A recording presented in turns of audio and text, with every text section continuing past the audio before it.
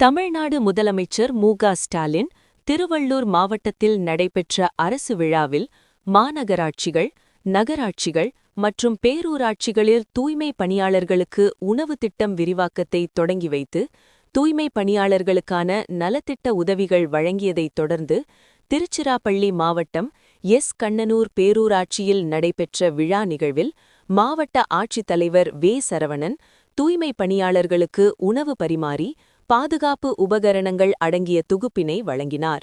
இந்நிகழ்வில் உதவி இயக்குனர் பேரூராட்சிகள் கோ. துவாரகநாத் சிங், இலால்குடி வருவாய் கோட்டாயர் ஸ்ரீதர், செயற்பொறியாளர் ஜீவா சுப்பிரமணியன், உதவி செயற்பொறியாளர் ராதா, கண்ணனூர் பேரூராட்சி தலைவர் ப. சரவணன், செயல் அலுவலர் ஜே. கணேசன், வட்டாட்சியர் ராஜேஷ் கண்ணா, பேரூராட்சி மன்ற உறுப்பினர்கள், அலுவலர்கள், தூய்மை பணியாளர்கள் உள்ளிட்ட பலர் கலந்து கொண்டனர்.